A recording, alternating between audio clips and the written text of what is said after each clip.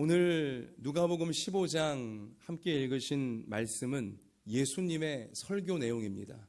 예수님이 잃어버린 한 영혼을 하나님께로 인도하여서 그를 세상에서 빼어내어 천국 백성으로 삼는 일이 얼마나 중요한 일이고 얼마나 기쁜 일이며 가장 우선해야 될 일이라는 것을 알려주시기 위해서, 우리에게 알려주시기 위해 누가복음 15장 1절부터 마지막 32절까지 세 가지 비유의 설교를 해 주셨어요. 그 가운데 우리는 세 번째 마지막 비유 설교인 저 유명한 탕자의 비유라고 하는 말씀을 다 읽은 것입니다. 자, 여기 보면 오늘 11절, 12절 한번 다시 읽어보실까요? 또 이르시되 어떤 사람에게 두 아들이 있는데 그 둘째가 아버지에게 말하되 아버지여 재산 중에서 내게 돌아올 분깃을 내게 주소서 하는지라 아버지가 그 살림을 각각 나누어 주었더니. 자, 이 말씀은 이 세상의 모든 사람들을 다 의미하는 것입니다. 포함하는 거예요. 여기 지금 이 어느 아버지에게 두 아들이 있었다는 건 하나님께 우리 인류 모든 사람들이 있다는 거예요, 지금은. 그리고 이 아버지가 그 두 아들에게 분깃, 이제 각 아들에게 돌아갈 재산이죠. 이 인생을 살아낼 수 있는 이 재산을 각각 나눠 줬다는 것입니다. 마찬가지죠. 하나님이 인류 모두에게, 우리 모든 시대 모든 인류 한 사람 한 사람에게 한 인생을 살아낼 수 있는 생명과 또 필요한 여러 가지 것들을 때를 따라 다 적절하게 다 공급해 주시는 것입니다. 우리가 인류가 지금 하루하루를 살아낼 수 있음은 인류가 잘나서가 아닙니다. 인류가 뭐 인격적이고 인류가 재주가 있고 기술이 있고 똑똑하고 뭐 성실해갖고 인류가 지금 이렇게 지구 위에서 하루하루를 살아내는 게 절대로 아닙니다.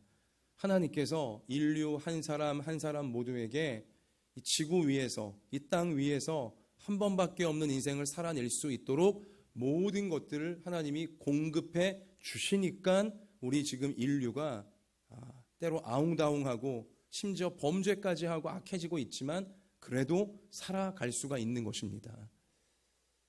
일단 여러분, 우리가 깊이 생각해 보면 사람의 생명에 있어서 꼭 필요한 것들은 돈으로 살 수 있는 게 아닙니다. 인간이 만들어낼 수 있는 것도 아닙니다.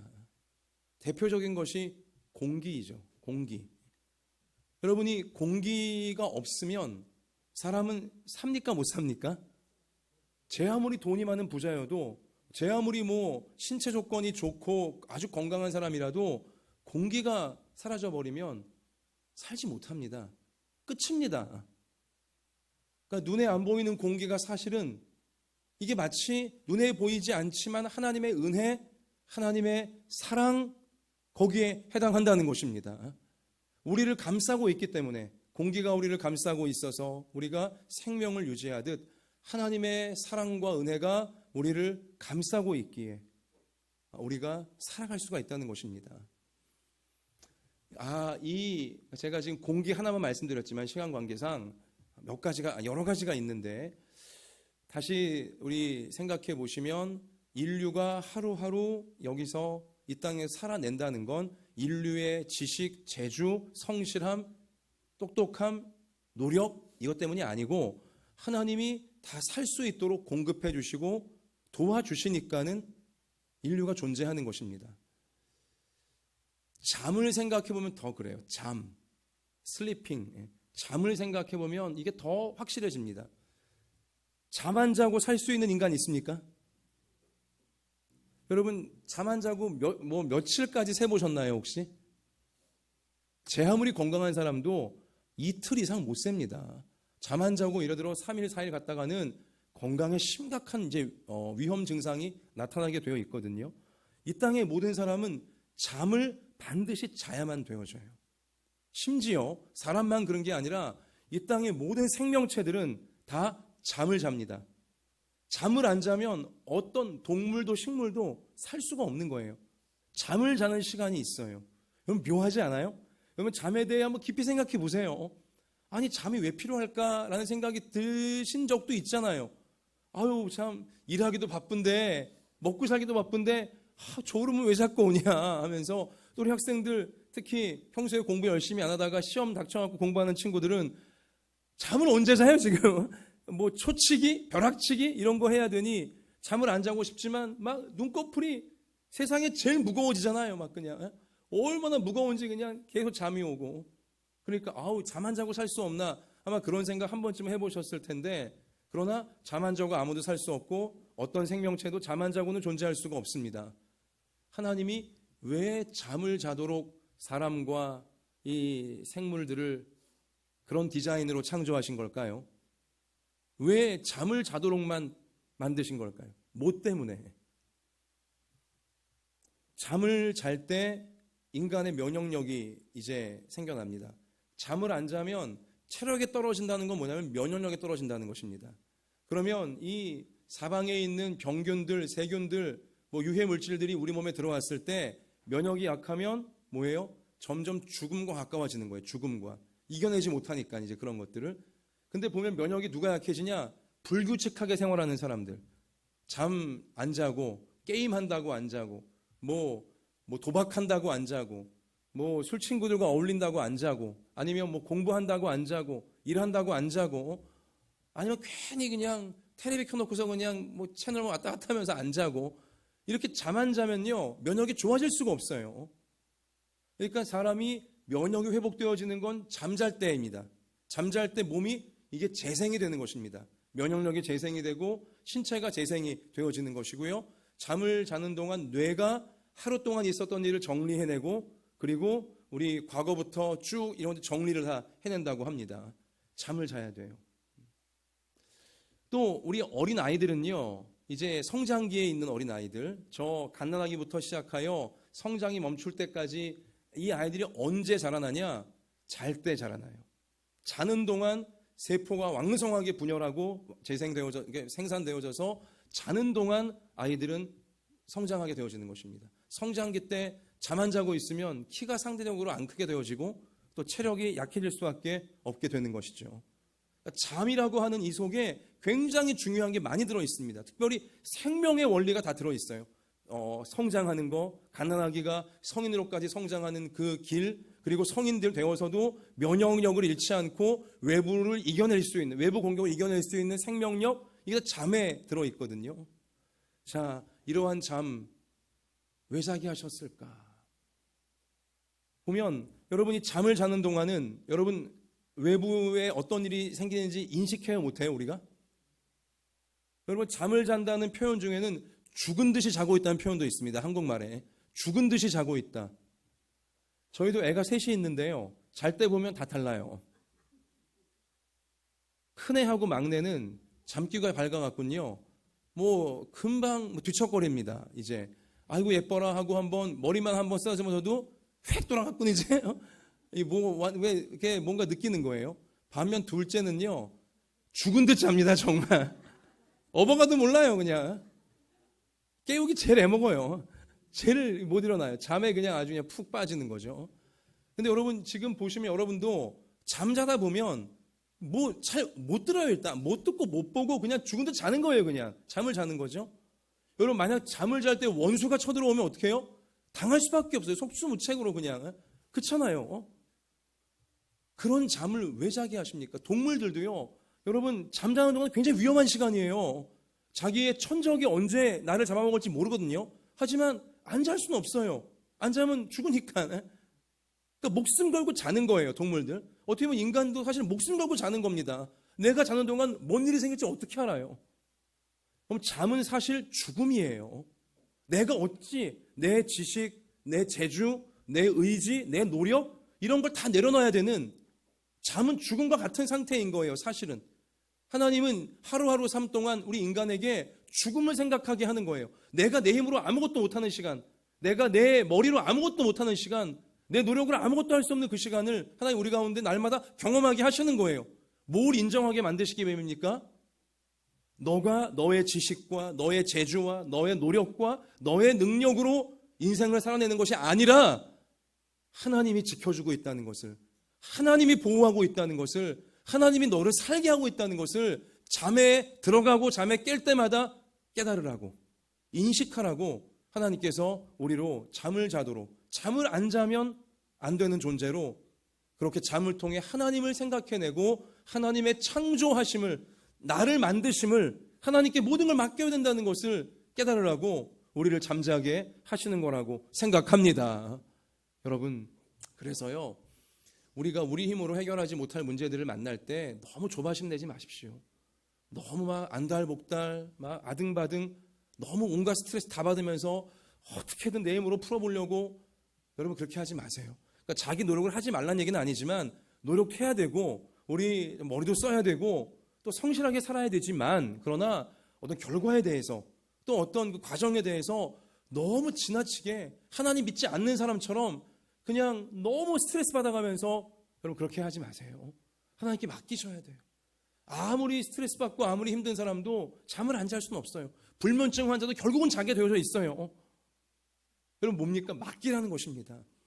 우리 나의 힘과 나의 재주와 나의 능력은 한계가 있습니다. 그러나 여러분 그것 갖고 인생 해결한다면 해결할 수 있는 거 아무것도 없어요. 하나님이 우리를 잠들게 하시는 것처럼 하나님은 맡기라고 하시는 거예요. 내가 도와주마, 내가 해결해주마, 너에겐 내가 있지 않냐? 하나님은 끊임없이 우리에게 하나님의 존재를, 하나님께 돌아오라고, 하나님께 맡기라고, 하나님을 부르라고 우리를 찾아오시는 줄로 믿습니다. 그래서 내일이 아무리 불안해도 오늘 밤 잠자리에 꼭 드시기를 바라고, 잠자리에 드시면서 하나님께 맡기는 기도하고 드시기를 바랍니다.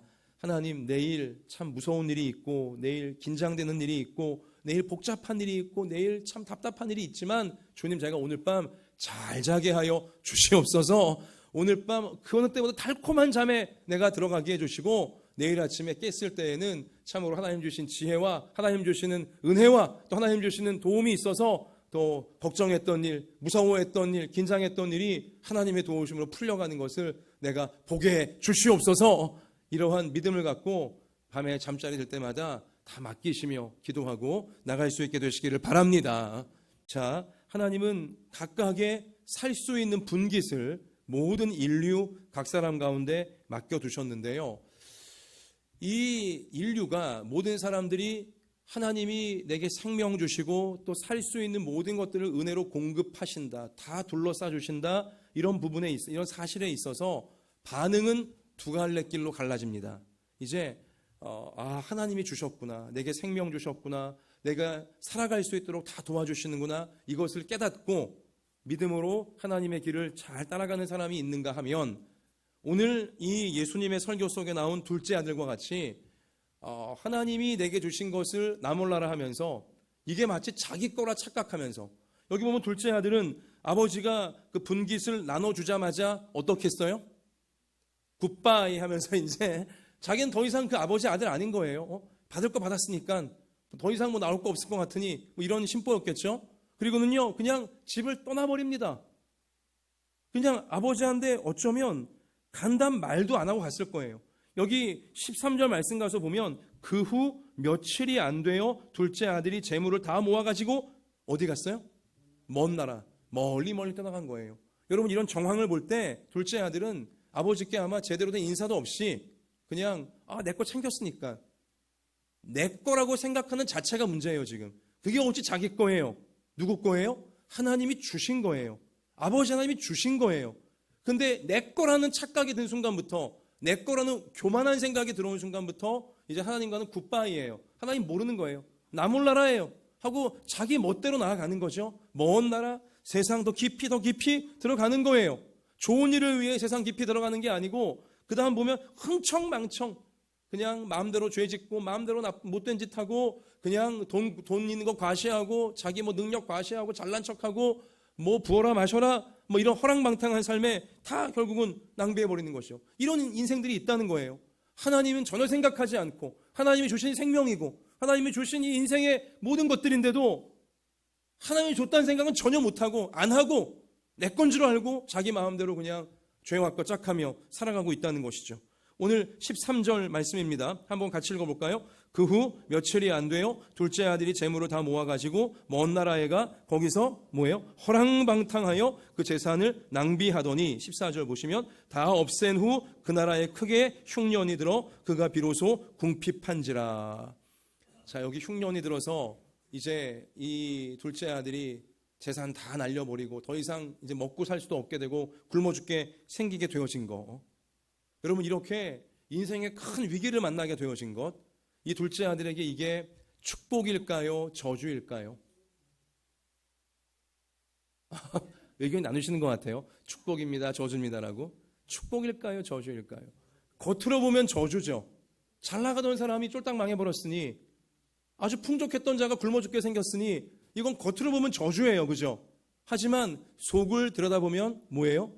축복이었어요. 근데 이것도 축복이 되려면 그 다음 단계가 중요한 겁니다.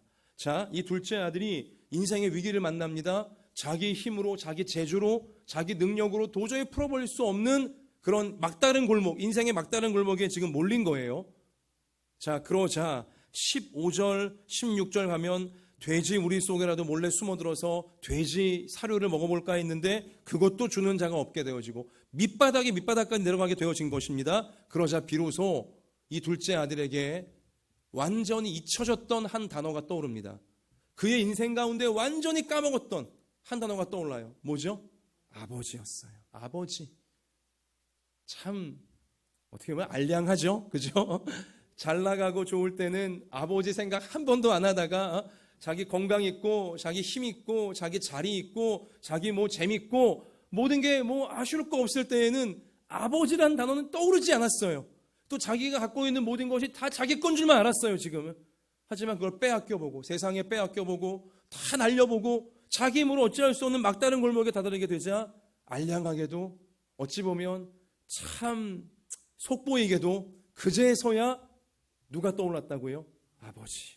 내게 생명을 주신 아버지, 내게 살 수 있는 환경들을 주신 아버지가 비로소 그때 떠올랐던 거예요. 여러분, 그러나 그때라도 떠오르게 됐다면 그 고난은 그에게 축복입니다. 여러분, 그런 막다른 골목에 몰리고 몰려도 끝내 아버지를 생각하지 않는 인생이 있을까요? 없을까요? 있어요. 정말 그러지 않기를 바라는데요. 목회자로서 여러분도 같은 마음이시겠지만 정말 그런 분들이 있어요.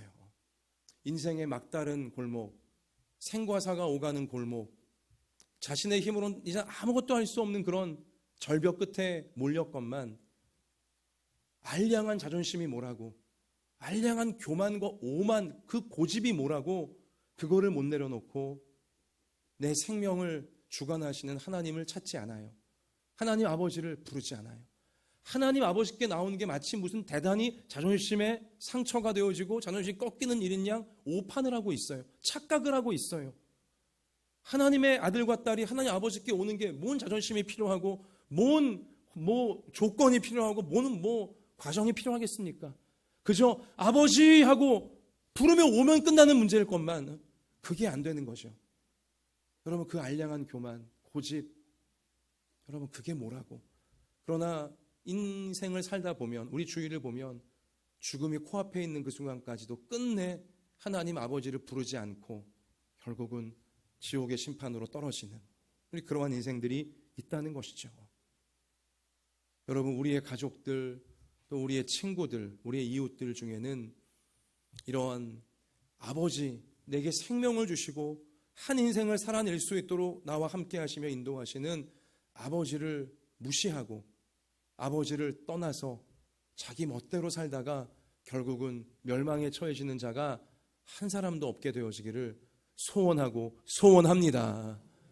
이 둘째 아들처럼 참으로 하나님을 떠났다가라도 내 것이 정말 내 건 줄을 착각하고 있다가라도 어느 순간 이게 아니구나, 이게 아니구나, 내가 갖고 있는 돈이 이게 내 것이 아니고 하나님이 주신 거구나, 하나님이 후 하고 한번 불어버리시면 다 날아갈 돈이구나, 건강 내게 지금 있는 것처럼 보이지만 하나님이 역시 후 하고 불어버리시면 다 날아가는 것이구나. 또 내가 지금 이런 술 친구들, 세상 친구들 대단히 인맥이 좋은 것처럼 보이지만 그러나 이것도 아슬아슬한 것이고 하나님이 한번 흩어버리시면 결국 아무것도 안 남게 되겠구나. 내가 지금 어떤 자리에 앉아 있고 어떤 위치에 있지만 이것도 하나님이 만약 걷어가신다면 이것도 아닌 것이구나. 그러니까 우리 가족이나 우리 이웃들 가운데 내 거라고 생각하지만 이게 내 것이 아니었구나. 아버지 하나님, 내게 생명 주신 그분의 것이구나. 나를 사랑하셔서 내게 베풀어 주신 자비이고 은혜구나. 이것을 우리의 아직 하나님을 모르는 가족과 이웃들이 꼭 둘째 아들처럼 알 수 있게 되어지기를 원합니다. 기도하시기 바래요. 하나님, 내 가족과 내 친구들, 내 이웃들 중에 아버지가 떠오르게 하소서.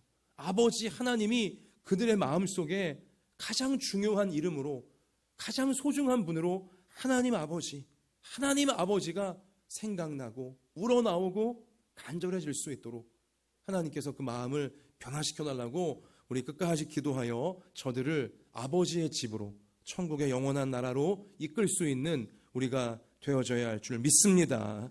자, 그렇게 아버지가 떠오릅니다. 그리고는 이제 아버지께 돌아가는 거죠. 참, 그래도 하나님이 이런 돌아가고자 하는 마음을 주시는 거예요. 지금 용기를 주시는 거죠. 양심이 있습니다. 여기 18절과 19절 한번 같이 읽어볼까요? 내가 일어나 아버지께 가서 이르기를 아버지, 내가 하늘과 아버지께 죄를 지었사오니. 여러분, 이게 중요합니다. 볼펜 갖고 오신 분은 하늘과 아버지께 죄를 지었사오니. 내가 하늘과 아버지께 죄를 지었사오니.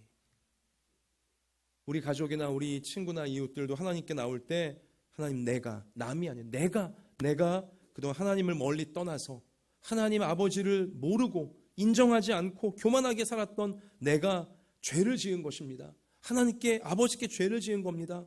다 내 건 줄 알았습니다. 하나님이 주신 건데 내 건 줄 알았습니다. 내가 함부로 쓰고 있었습니다. 이렇게 진실하게 자기 죄를 인정하는 그런 고백이 우리 아직 하나님 모르는 가족과 이웃에게 있기를, 친구에게 있기를 우리가 기도해야 될 것이고요. 그 내가라는 단어 바로 앞에 뭐가 있습니까? 지금 내가, 하늘과 아버지, 내가 앞에 뭐가 있죠? 아버지가 있어요. 이 아버지는 동그라미를 치시고 내 가족과 친구와 이웃의 입에서 아버지, 이 고백이 자연스럽게 나올 수 있도록, 하나님 내 아버지, 이 고백이 자연스럽게 나올 수 있도록 하나님 제발 그 입을 열어주시옵소서, 마음을 열어주시옵소서. 아버지라고 하는, 하나님 아버지라고 하는 이 고백이 이 둘째 아들처럼 우러나올 수 있도록 도와주시옵소서. 우리 꼭 간절한 기도 제목으로 삼으시고 도와주시기를 바랍니다. 자, 그러면서 19절 참 양심이 있어서 진실한 이런 또 말까지 하죠. 19절에 같이 읽어볼까요? 지금부터는 아버지의 아들이라 일컬음을 감당하지 못하겠나이다. 나를 품꾼의 하나로 보소서 하리라 하고. 자존심 다 내버린 거예요. 지금 내가 잘못 살았으니 아버지가 나를 혼내실지라도 너는 나를 버리고 떠나지 않았냐? 넌 세상 좋다고 나가서 다 말아먹지 않았냐? 내가 너를 그냥 두지 않으리라 한다 할지라도 아버지라 못 부르고 내가 차라리 저를 종으로라도 삼아주세요라고 바짝 엎드리는 것입니다. 자기 죄를 인정하고 아버지의 사랑을 지금 호소하고 있는 거예요. 그죠? 자, 이렇게 합니다. 그리고는 20절, 이에 일어나서 읽을 때마다 은혜가 되어지고 너무 감동이 되어지고 또 우리 가족과 친구와 이웃들이 꼭 이렇게 되기를 바라는 우리 표대에 해당하는 말씀이죠. 그죠? 일어나 아버지께로 돌아가니라. 할렐루야. 우리의 가족들도 일어나 아버지 하나님께로 돌아오게 되어지고 우리의 친구와 이웃들도 일어나 하나님 아버지께로 돌아오게 되어지는 그날 우리로 보게 하시기를 소원합니다. 자, 그렇게 돌아오자 아직도 거리가 먼데 누가 먼저 발견합니까? 아버지가 둘째 아들을 보고, 여러분 이 대목도 많은 생각을 하게 되는 대목인데요. 저 둘째 아들은 만신창이가 되어서 거짓골이 되어서 저 누더기 걸치고 고개 푹 수그리고 터덜터덜 지금 고개 수그리고 오고 있는 거예요. 그런데 그런 사실 알아보기 힘들 정도로 몰골이 말이 아닌 누군가가 오는데도 아버지는 저 멀리서부터 벌써 알아보군요. 우리 아들이구나, 내 아들이구나 아시는 거예요. 대단하지 않습니까? 이 아버지는요, 그 둘째 아들이 나간 그날부터 날마다 뭐 한 거예요? 문 열어놓고 오늘은 오려나 목이 빠지게 날마다 둘째 아들을 기다리고 있었던 것입니다. 그러자 드디어 둘째 아들이 저 멀리 나타났을 때 몰골이 말이 아니어도 단번에 아버지는 내 아들이구나 알아보셨다는 것입니다. 그리고는 어떻게 합니까? 아버지가 그를 보고 측은히 여겨 달려간 게 누구예요? 지금 먼저 달려간 게? 그 나이 드신 연로하신 아버지가 노구로 이끌고 먼저 달려가는 거예요. 그 아들에게 거지가 되는 그 아들에게 달려가는 것입니다. 그러니까 아버지가 먼저 목을 끌어안으시고요, 입을 맞춘 것도 아버지가 먼저 키스해 주셨어요. 그 둘째 아들이 뭐라고 변명하나, 뭐라고 내가 호소하나 뭐 고민할 필요가 없는 거예요.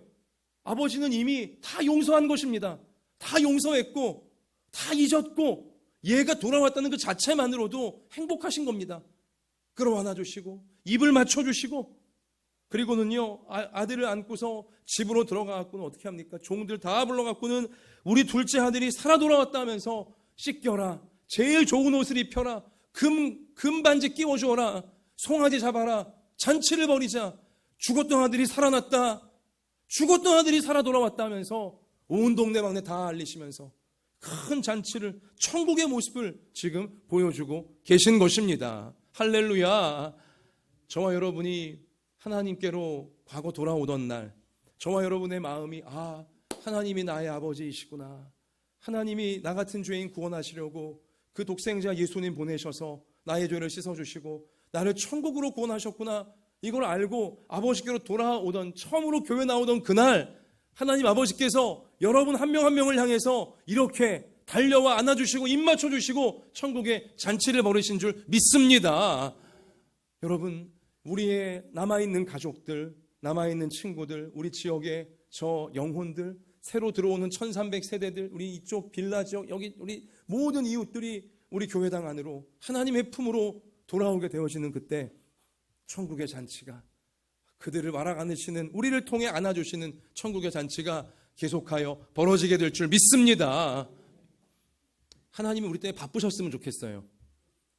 한마음예단교회 통해 구원받는 사람이 너무 많아서 이거 천국에 날마다 잔치하느라고 이거 아주 그냥 이게 너무 정신없다 할 정도로 하나님이 우리 교회를 통해서 우리의 하나님 몰랐던 가족이 하나님을 알게 되어지고 하나님 품에 안기게 되어지고 친구와 이웃들이 많이 계속해서 구원받는, 천국의 문으로 들어오는, 하나님이 춤을 추시면서 잔치를 벌여라, 풍악을 울려라, 축제로구나 하시면서 이들이 구원받았다, 죽었던 저 가족이 생명을 얻었다, 죽었던 저 영혼들이 다시 살아나게 되었다, 잔치를 벌이시는 하나님의 역사가 우리 교회를 통해 주님 다시 오시는 그날까지 끊임없이 펼쳐지기를 소원하고 소원합니다.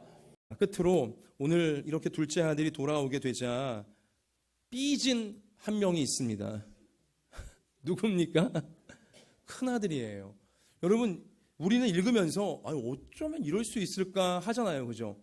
아니 그래도 자기 동생이잖아요. 지금 미워도 자기 동생이고 못나도 자기 동생인데 어쩌면 이렇게 심통이 나갔거든요. 이 큰아들이 동생이 왔다는 걸 듣고 집에 왔어요, 안 왔어요? 지금?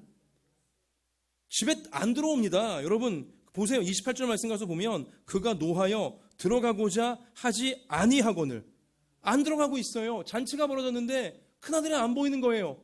그러니까 어떻게 결국 누가 나왔어요? 지금 또 아버지가 나오는 거예요. 이런 불효자식이 어디 있습니까 지금? 그죠? 또 아버지가 나와서 큰아들을 데리러 오는 거예요. 그러니까 아버지가 나와서 권한데, 그런데 아버지 앞에 이렇게까지 아버지가 나오셨건만 또 고개 딱 치켜들고서 따지기 시작하는 거죠. 29절에 아버지께 대답하여 이르되 내가 여러 해 아버지를 섬겨 명을 어김이 없거늘 내게는 염소 새끼라도 주어 나와 내 벗으로 즐기게 하신 일이 없더니, 얼마나 옹졸한 지금 말입니까? 여러분, 저는 이 말을 고지고대로 들을 수가 없어요. 왜 이 아버지가 이 큰아들한테 염소 혹은 송아지 안 줬겠어요? 본인이 까먹은 거예요. 지금 둘째 아들이 다 달라고 했을 때 다 주신 분이에요. 큰아들이 좀 잔치 좀 벌이겠습니다 하면 아버지가 왜 안 줬겠어요? 근데 항상 꽁 하는 마음으로 계산적으로 아버지랑 지금 대하고 있는 거죠. 지금 이 아들이, 큰아들이. 이렇게 나오자 그 30절 가서 보세요. 또 아버지의 살림을 창녀들과 함께 삼켜버린 이 아들이 돌아오매 이를 위해 살진 송아지를 잡았습니까? 하면서 이제 어떻게 저런 무가치한 인생을 향해 좋은 걸 이렇게 할 수 있냐고, 아까워 죽겠다고 지금 이러고 있는 것입니다. 오늘날도요, 여러분, 전도하고 선교하자고 하면 이웃들 전도하고 소외된 또 사람들, 가난한 영혼들 구제하자고 하고, 또 저 복음에 아직 들어가지 않은 우리나라의 복음의 오지들이나 아니면 저 해외 선교하자고 하면 아깝다고, 우리도 힘든데 무슨 전도고 무슨 구제고 무슨 선교냐, 이렇게 나오는 성도들이 있다면 하나님과 똑같은 거예요. 지금 사실 똑같은 거예요. 하나님은 제일 중요하게 여기시는 게 뭡니까? 지옥 갈 영혼을 천국으로 구원시키는 걸 하나님은 가장 원하십니다. 하나님의 마음은 다 거기가 있습니다. 지금. 그런데 어떤 우리끼리 보다 안전하고 잘 먹고 잘 살고 우리끼리 행복하고 그런 것만 생각하고 구제하고 전도하고 선교하지 말자 하는 것은 오늘 큰하늘과 똑같이 옹졸하고 쫄짱부 같고 심지어 악한 마음이라는 것을 우리는 우리 오늘 마지막 말씀의 말미에 확인할 필요가 있다는 것입니다.